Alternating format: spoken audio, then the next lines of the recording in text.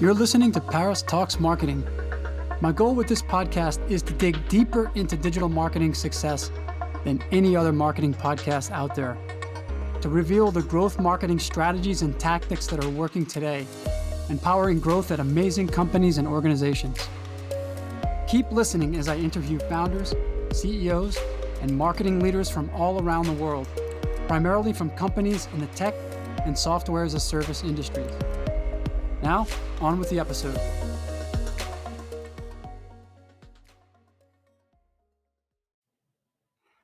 Hi, everyone. Today, I'm with Pulkit Agrawal, who is CEO and founder of Chameleon.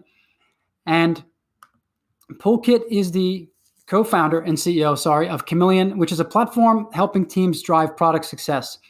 He enjoys talking and writing about topics that include user onboarding, product-led growth, SaaS, self-service, and UX. Prior to Chameleon, he worked in data modeling and analysis in London, helping unemployed youth start businesses in rural India, and read engineering and studied engineering at the University of Cambridge. He follows Liverpool Football Club regularly and enjoys meditating and cooking. So, Pulkit, that was quite a great intro, and thank you for being with me today. Yeah, pleasure to be on here, Paris. I'm excited to chat about some really, really great topics today. Great. Can you just start by just telling us a little bit about who you are and what you do? Yeah, so I'm one of the co-founders of Chameleon.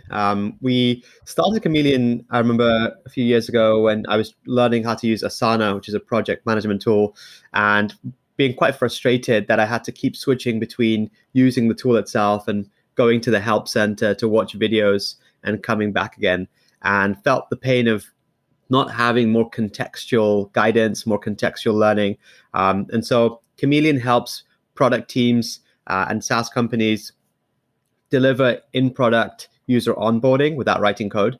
So that means if you want to highlight a key feature for a user to know about when they first started, or if you want to nudge them in a certain direction, or if you want to highlight a product change or a release announcement or provide some in-product marketing, you can build all of those experiences with Chameleon without having to write any code, which speeds up the process. It allows you to be more data-driven, allows you to experiment, and generally is part of this low-code movement of avoiding being bottlenecked by engineering. Mm-hmm.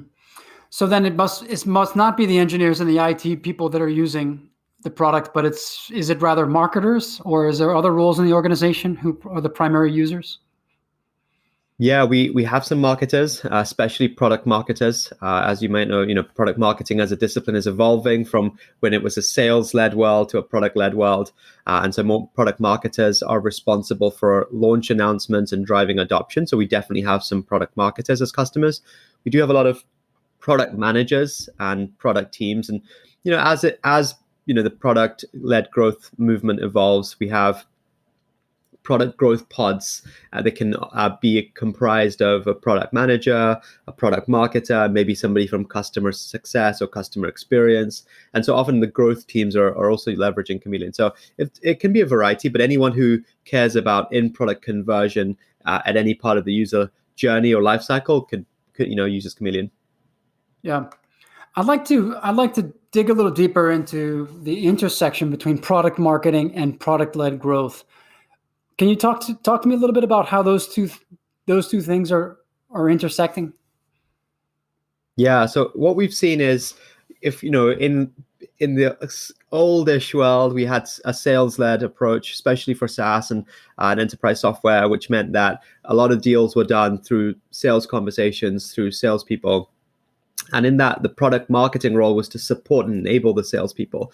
And that would include, of course, having the messaging, the positioning correct, having all of the materials to enable sales be refined. And so the product marketing role was more of an enablement role. Now, as we move into a product first world where there is an evaluation phase and prospects want to try the product and see value in the product, and there's more of that happening rather than sales conversations. What I think we're seeing is the product marketing role evolve to include marketing in the product and about the product directly to the user. And so that means that when you're in a trial phase or an evaluation phase, what are the materials that you might receive, but also when you're as a customer, your team is launching a new feature.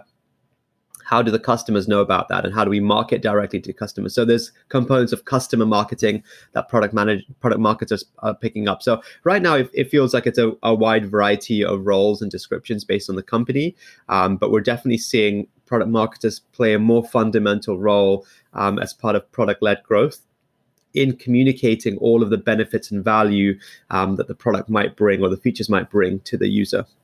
Mm-hmm. My understanding of product-led growth is to initially, basically to get the product into the hands of the users as fast and as easily as possible. And of course, with a free type of an offer, either that be a free trial or a free for life freemium level. Does Chameleon also help the marketers then upgrade or upsell a large base of freemium users into that first tier? And if so, how does that work? Mm-hmm. Yeah, I think I would define product-led growth as to be maybe even broader than just focusing on freemium or even trial conversion. It's really using product as a channel to drive growth. So that could have various touch points. That could be, how do we drive growth in a brand new user who kind of starts a trial or is part of the free plan? It could be, how do we drive growth in upsells of plans? It could also be, how do we drive virality or sharing from within the product? It could also be, how do we drive expansion in a land and expand manner within the product? How do we drive invites to other people? So I think there's a various, it can be, how do we reduce churn? But it's really about, how do we leverage the product in doing these things? And it's almost a repackaging of an old concept around self-service. We've always had self-service as a model, as a method of driving growth and usage. So product-led growth is a kind of a reframing of that old perspective. And Chameleon definitely helps with enabling more self-service and enabling product-led growth. And the way it does that is it allows product teams or product marketers to deliver these in-product experiences without writing code and being targeted and contextual. So I'll give you some examples.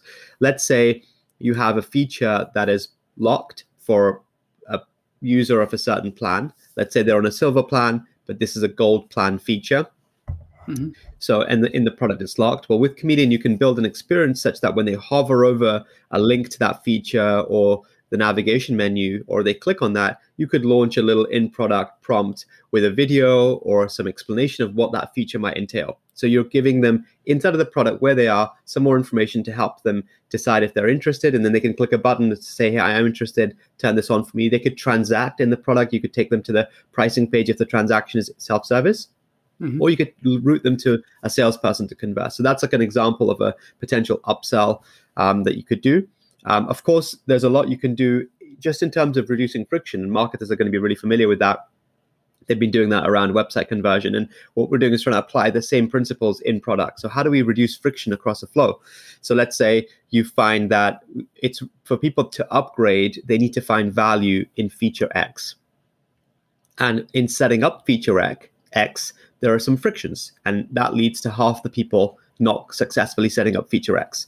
And so if you can reduce that friction, get more people to set up feature X, you'll naturally drive more interest and more upsells. So again, with Chameleon, you can build a tooltip when in a certain point where someone's having friction, maybe they're confused by a term or they have to make a decision, they're not quite sure how to make that decision. You can just put that very easily, a tooltip in there or a little banner in there to tell them kind of this is how you do something.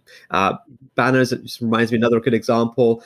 We've had customers use that to block usage or to persistently inform people about offers or upgrade opportunities. And I think because when someone's in your product, that's when they have context. That's when they're thinking about your product. They're thinking about the workflow. They're seeing the value. It's a really good time to message them, engage them, and drive them to take action versus relying on email, because they might be checking their email when they're out and about, they're traveling, they're commuting, they don't have time, they're not thinking about it. It's so noisy. So the question is, how can you do more of this messaging in the product? And Chameleon enables you to do that without requiring engineering capacity. So that's a very good point about email, because my observation is that still most SaaS onboarding happens through email sequences. And I typically find that not very effective for the reasons that you just pointed out, because I'm on my mobile device. I'm probably on the move. I'm just skimming through emails, and this is never one of my really important emails. It does remind me that, oh yeah, I still have this subscription, and maybe my trial's running out or whatever. But I'm certainly not in the I'm almost never in the product at that moment.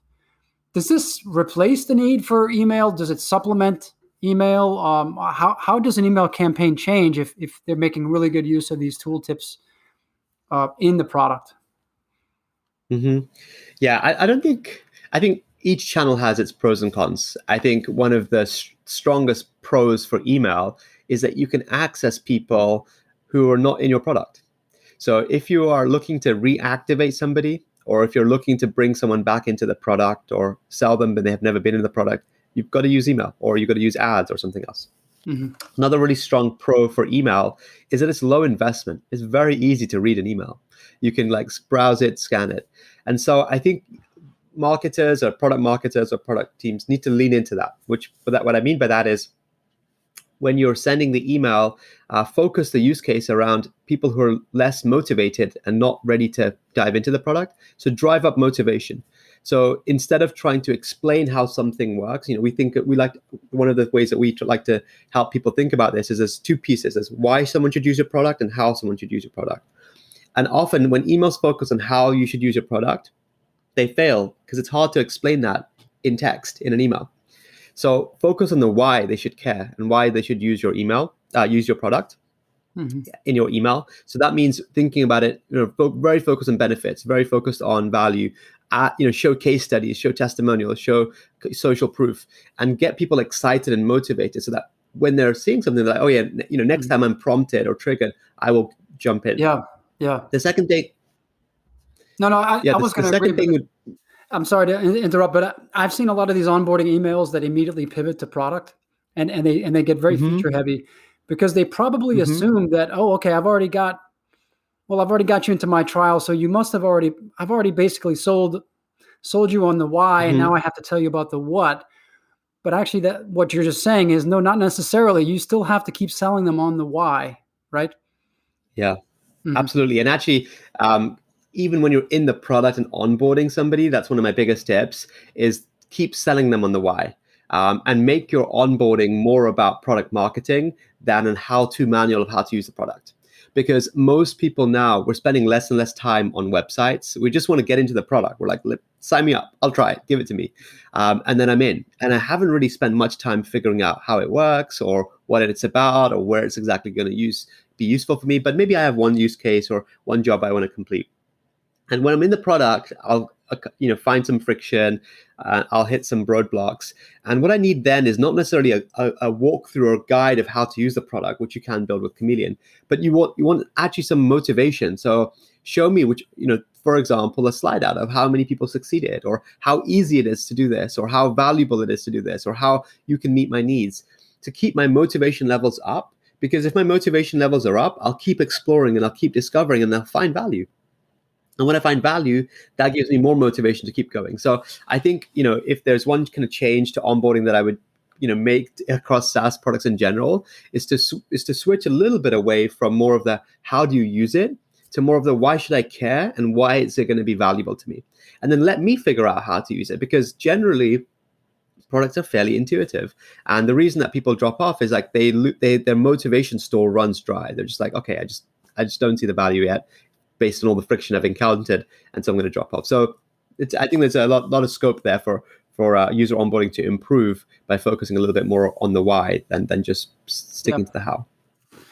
There's a concept in product-led growth, which is, I heard it fairly recently, which is the so-called time to first value, which generally, I don't know if you've come across that. Maybe you have. My understanding of that is, the faster that new user can experience value, either that's a light bulb moment or some kind of an aha, or just simply a little bit of pleasure that, this is doing what I was hoping it would do, whatever that is. But that time gap to the first value is critically important, because if a user can't get to that within a reasonable amount of time, they probably just won't ever come back. But if you can get them there quickly, this is one of the first major KPIs post trial or post freemium acquisition. Do you agree with that? And what do you think about this concept of time to first value? Yeah, I think it's a decent proxy. I think time generally should be replaced by actions or activity. We were talking about email a minute ago, and one of the things that often happens is that emails are based on time sequences of like, hey, 1 day after sign up, send this. 3 days after sign up, send this. And that is an old way of doing it. And I think it's not the modern way of doing it. The modern way of doing it is being triggered by actions, because it doesn't really matter how long has progressed. It depends how far I've got. So as soon as I've done some action, that's when I should get a follow-up email. And I think the similar concept should apply in the time to value. It doesn't really matter like how many days it takes, but really how quickly in terms of actions required can I get value. So for example, I'm signing up and you have a product, let's say it's some kind of music service, Spotify-esque. And my value point that you've discovered is playing my first song. And that's like when I get value. Now, it doesn't matter if I play my first song in 3 days or 1 day or a week. What matters is how much effort is required before I can play my first song, because that's going to correlate with how many people drop off. So let's say I have one version, which is a really long sign up form. And then I have to go and pick from artists. Then I have to go search the artists, find a song, and then play it. There's a lot of work required. And maybe I'll have a lot of motivation because someone's told me this is an amazing service and I'll go through it. But some people will drop off.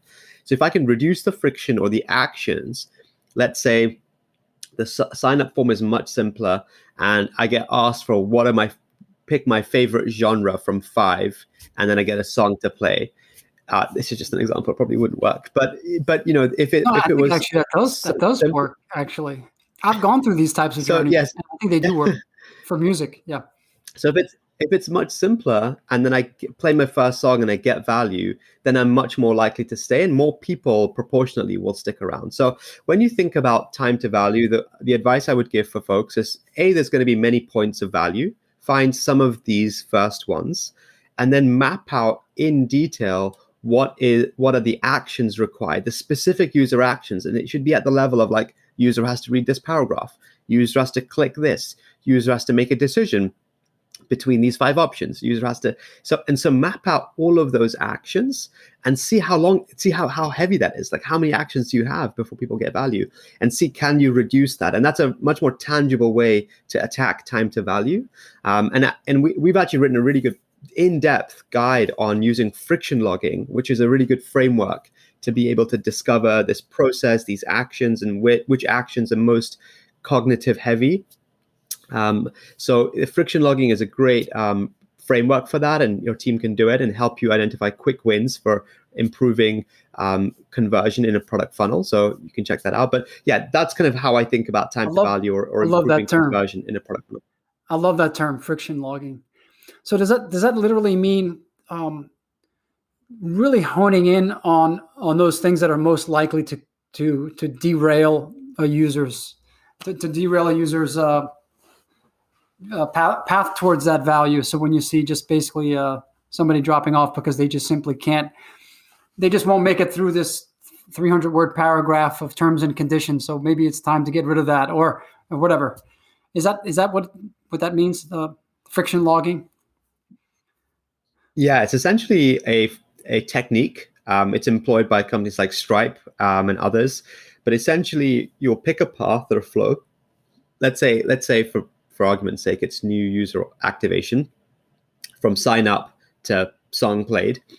And what you'll do is you'll go through in excruciating detail all of the steps required, and you will highlight which ones are most frictionful, which might have caused me to turn away, are somewhat frictionful, which is like, it's kind of annoying, but I'll keep going, and which are delightful.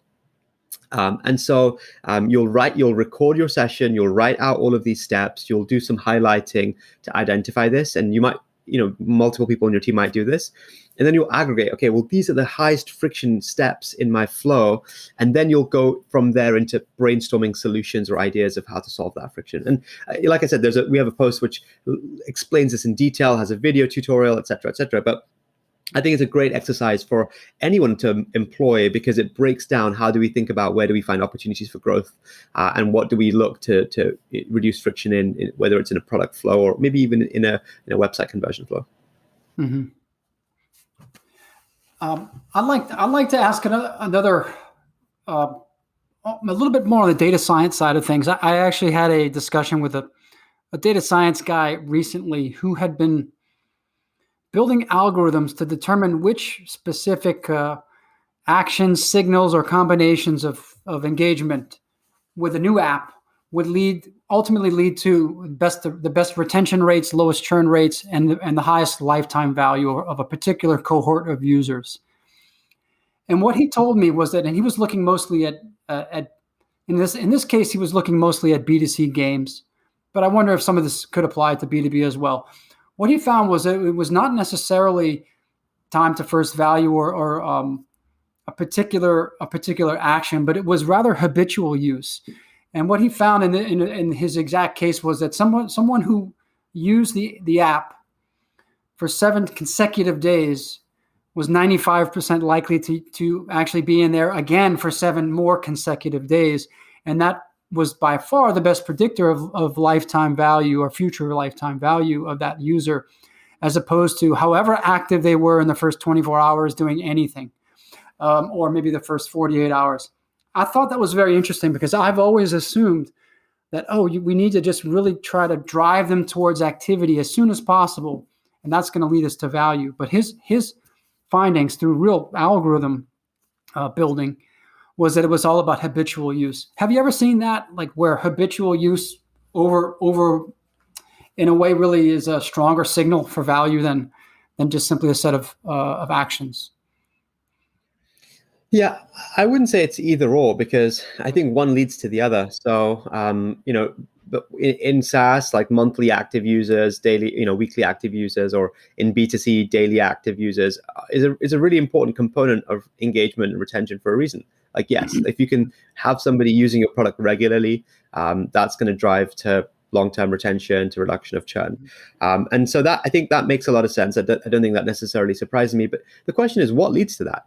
That's almost like a lagging indicator. It's like, okay, or it's not really a lever you can pull. Like, how do you change habitual use? And I think that when we break into that and look into that, that's what's going to help you figure out, well, it's probably a combination of activity and aha moments, or some other triggers that will cause someone to find value. And if they find value, then they'll come back.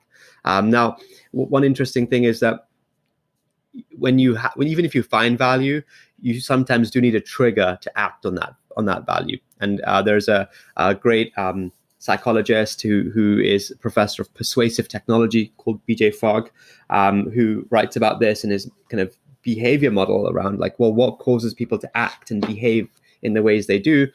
And one aspect is motivation. The other aspect is ability. Can they act? But then there is a curve. And if you are on one side of the curve, then a trigger will cause you to act. If you're on the other side of the curve, which means you have too low ability or your motivation is too low, a trigger will not cause you to act. So sometimes you might still need triggers, and that's why games do a good job of notifications and follow-ups, etc.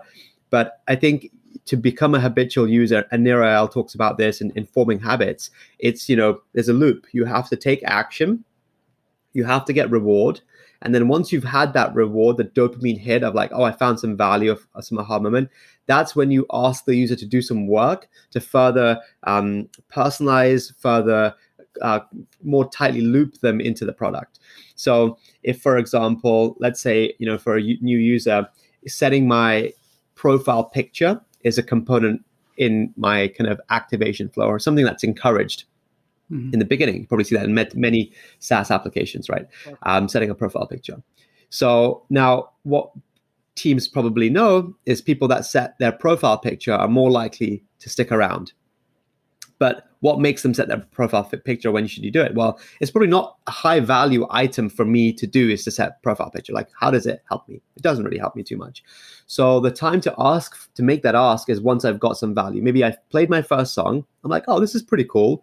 Then I get the ask, hey, set your general preferences or set your profile picture or set your brand image. It's like, okay, cool. I'm ready to do that because I've got some value. I'm ready to invest in this platform. So I'll go and do that profile picture. And that in turn helps me become more attached to this software.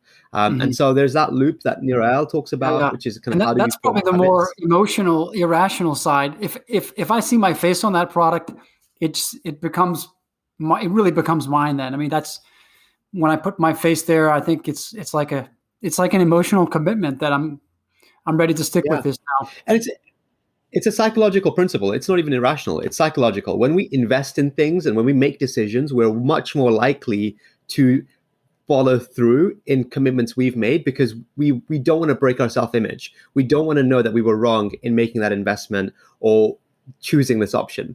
And so we're much, much more likely to continue to pursue actions that validate our prior decision making, and so that's why if you're making that choice to put your brand in something, put your face on something, you're like, okay, cool, this is the right thing for me. I want to keep going. That's fascinating, and I imagine that with all the customers that you have and the amount of data that you have access to, you can probably reveal some amazing trends. Like I don't know, when people customize their profile picture, they become X%. The churn rate drops from this to this.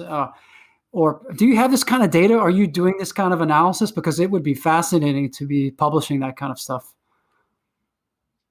Yeah, we do analysis on some data sets. So the data that we predominantly collect is how our end users, which is our customers' users, are interacting with the experiences our customers have built using Chameleon. So those experiences are the kind of the modals, the banners, the walkthroughs, the micro surveys, the checklists, the widgets, all of these in-product patterns to help communicate and showcase the product and how do they engage. So we have some, we actually published, and we have for the second year running, published a kind of a benchmarks report on kind of what works and what doesn't work in terms of these in-product experiences. And there's like some simple, more obvious things. Like sometimes people will build really long walkthroughs. They just don't work. Keep to a 4-step maximum walkthrough because after the 4th step, there's a lot stronger drop off. So for any team that's building a 8-step walkthrough of here's everything in my product that you might want to see or check out, maybe reconsider.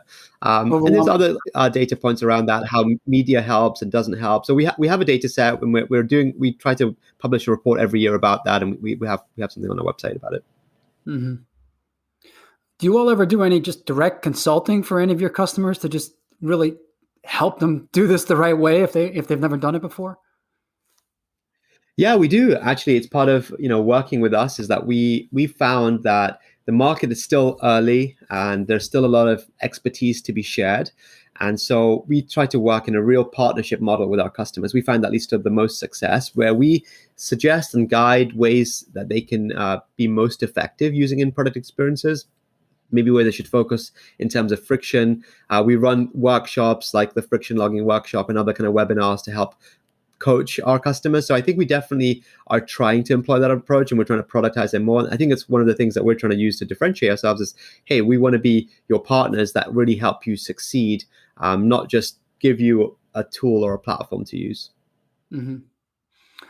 I want to ask you now about how this can work for reactivating inactive users. And I want to talk about when a company or a SaaS product tries to use a new feature release or maybe a new version release to reactivate an otherwise inactive base of customers, or really anybody. And it could also be using that as a means to try to upgrade some free users onto a paid plan. I imagine that that's also a time when Chameleon can be very, very useful. Can you talk to me about how marketers are using Chameleon to take advantage of new feature releases and announcements around that? Yeah. So, when people today send emails out about a new feature or a launch, they often have a CTA, which is like, go check it out. Well, there's two kinds. Sometimes it's a CTA to a blog post or a help doc. And sometimes it's a CTA into the product. Hey, we wanted you to go back into the product and try it out. But what happens in the case when it's back into the product is most likely you'll just end up back in the product. And there's no landing page in the product for you to see.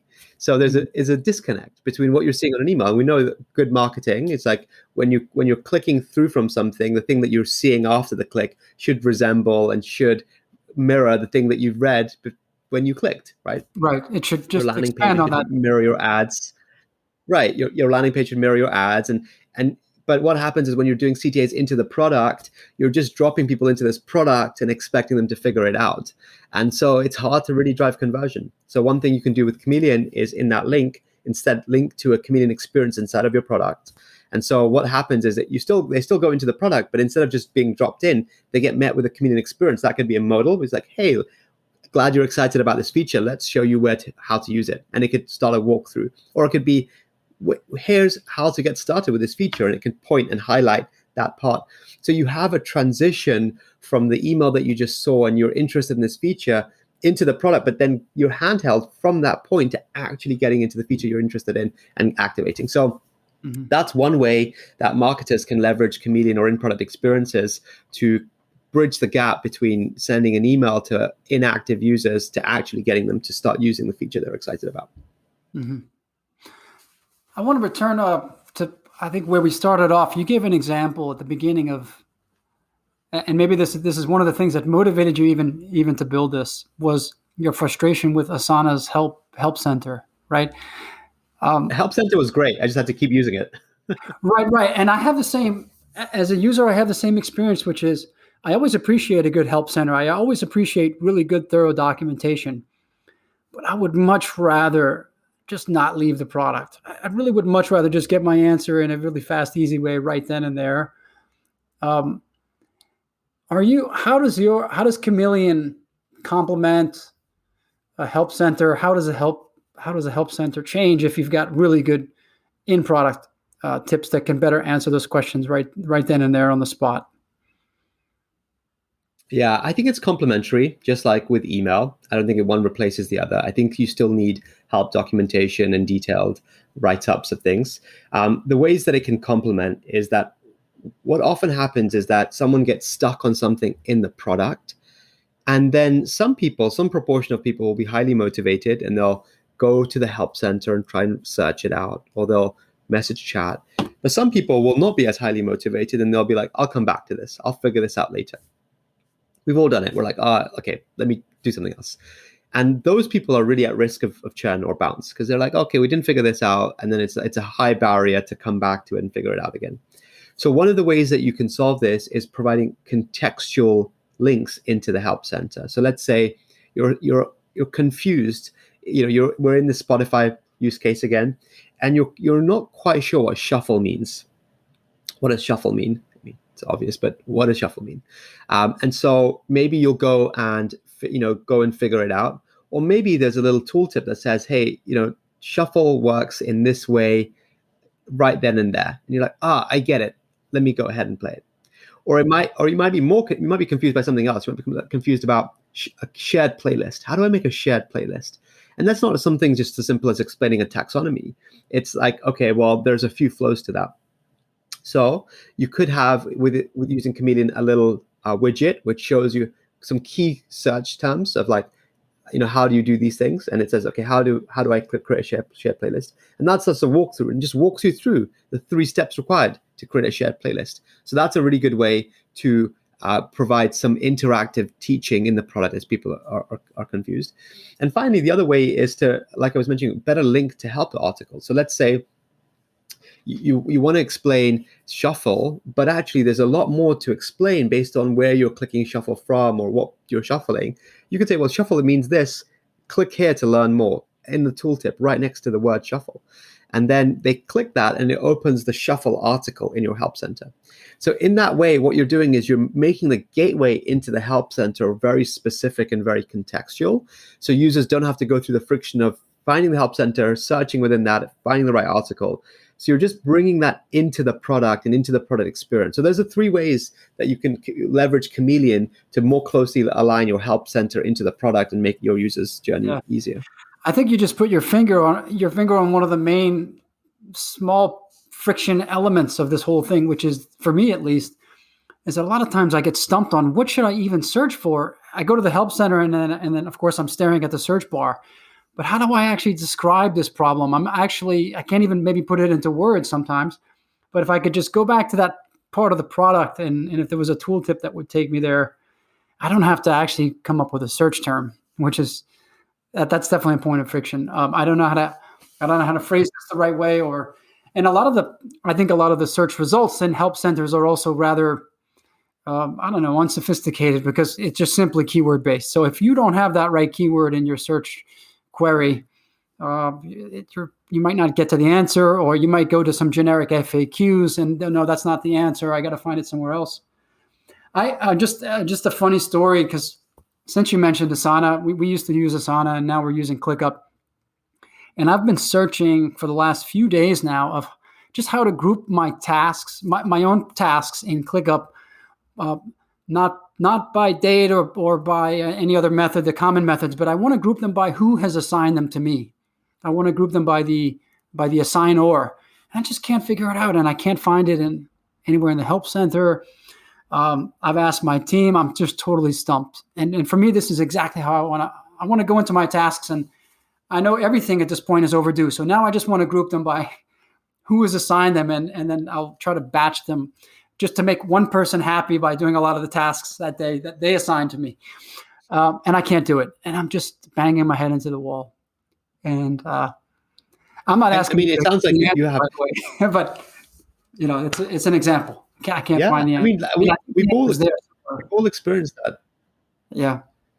Yeah, we've all experienced that, and I think that's like a common frustration. And sometimes we're motivated enough to go and figure it out, or sometimes it becomes the seed for us to leave the product. It's like, that's my impression. It's like, it's frustrating, and I can't find the answer, I can't find the solution, and that's the start of of you slowly untangling from that solution. So it's really important to drive customer experience at all times and to find quicker ways to reduce this friction. Yeah. All right, Pulkit, do you mind if I pivot over to a couple of personal items that I find quite interesting from your bio? Yeah, sure. Are you still? I know are you now currently based in London? I'm actually based in the Bay Area. Oh, you're okay. You were based in London, but you're a Liverpool fan. I grew. Yeah, I grew. That's right. I grew up in London. I actually first moved to the UK to Liverpool. And day one of school, I got asked, Liverpool or Everton? Like, that was the question. And I had no idea what Everton was, because it was my day one. I wasn't familiar with the city, never mind the city's footballing clubs. And so, I chose Liverpool, and I've been a supporter since. Not a great time to talk about them right now, but It is what it is. Yeah. That must have been a pretty high pressure moment. You better answer correctly. If I know how that might feel like. I'm in a heavy football environment myself, and the answer to that question dictates a whole lot of things. And that's right. It dictated my group of friends. Oh yeah. That leads you down a certain path that you'll be on for a while. I'd love to know a little bit more also about your work in India with helping some of these unemployed youth to start up businesses in rural India. Can you tell me a little bit more about that? Yeah, absolutely. So after university, I went and lived in a small town or a village in India, in rural Rajasthan, which is Western India, for a year, working with this NGO, non-governmental organization called IndiCore. And the goal was to help folks who maybe were of Indian origin but had grown up in the West to reconnect to India through service work. And it was a really transformative experience, more so for me than for anyone else. And I'm sure people that have done this can empathize with that. But I spent a year trying to look for solutions for high unemployment amongst young people in this area. And they were semi-educated, had often gone to college, but for a variety of reasons there weren't very many great work opportunities. So we tried to explore what could be done, and in the end developed a curriculum, an entrepreneurship curriculum that was instituted in a local college, where they started training people through entrepreneurship, and they also we helped them start a grant program or an award program for business ideas. So the goal there in both of these cases was to help people move away from their traditionally mental model of looking for job opportunities and looking especially for government-based public sector job opportunities, which they thought were safe and reliable, to being a bit more risk-taking and a bit more entrepreneurial, which I think is a foundation in terms of solving some of the problems that exist in any society, is to have creative people feel empowered to tackle that. So that was our very small kind of influence or impact I thought we were making there. But it was really fascinating for myself, because I think I learned a lot about what does change mean, what is it that I'm striving for, what is good, and what is my role in that. So it was a really pretty fascinating experience. Great. And the last thing I'm a bit curious about is the meditation, because it's something I've dabbled with, but never have quite figured out fully. But how often do you meditate? Trying to meditate daily, at least an hour today. At this point, it's definitely a challenge, but it's a journey. It's a journey for us all, and a big part of that is like getting back on the cushion. It's kind of like, you're going to fail, but how quickly can you revert? So I think that's the goal. I can't say I always meditate daily an hour, but it's the intention. Do you normally do it in the morning? I do try to do it in the morning, but I'm also playing around with doing some in the evening. So I did 30 minutes today, this morning. Also, my calls, I have work calls that start at 7 a.m. So it's a little bit tight sometimes, especially recently with the clocks moving forward. But some in the morning, some in the evening. Mm-hmm. For someone like me who's trying to get better at this, would you suggest that I start with smaller time increments and then work my way up? That's what I've heard from some people. It's a good question. I think there's a few approaches to it. I think people can start with, the programs that apps like Calm and Headspace promote. I think if that resonates, great. You could start with more mindfulness activities. And mindfulness activities, for example, when you're on a walk, just really listening to everything that you can hear on the walk and just focus on listening at that time, and just be very, very aware of listening. Or you could be very, very aware of the steps you're taking on a walk. Or when you're, maybe when you're washing the dishes, being very aware of like the sensations and what you're feeling in your hands. So there might be mindfulness activities that might resonate with you, and that might be a path in. The other alternative might be that actually you go on a retreat. It's hard to do right now, but maybe when they open up again, is to be fully immersed, and you get fully immersed in a week or 10 days. That's how I learned meditation, because in full immersion, you really notice the difference and the value in that short period, which provides me at least a lot more motivation to practice. If I try to do it 30 minutes a week or 10 minutes a day, I may not see the difference in my life, and that means I have to have a lot of faith and belief that this is good for me. But if I go to a retreat for 7 days and I see even something as simple as my power of concentration being very different from day 0, day 1 to day 7, that will show me, hey, this is what's possible. And so that might provide me motivation to continue. So I think there's a few ways in. I'm not a teacher. I don't know the right answers for anyone. So, well, thanks for sharing that. And just before we wrap up, was there anything that I didn't ask you that you would like to share with our audience? No, I think your questions are great. I really enjoyed this conversation. I feel we covered a lot of different topics, and I really hope your audience enjoys it. Oh, I'm sure they will. And everyone, check out Chameleon. And I think that this is really the future of not just SaaS, but I believe product-led marketing and really putting the product at the core of your marketing really is the future. And I think it's great what you all are doing, and I look forward to following along with your future success, Pulkit. Yeah, thanks, Paris. I appreciate that. All right. Thanks a lot for being with me today, and look forward to keeping in touch. Pleasure. Another great episode in the books. Hope you enjoyed it. If you want to get notified when future episodes drop, be sure to subscribe to Paris Talks Marketing on your favorite podcast player. And to learn more about SaaS growth marketing, visit hop.online. That's hop, H-O-P.online. Have a great day.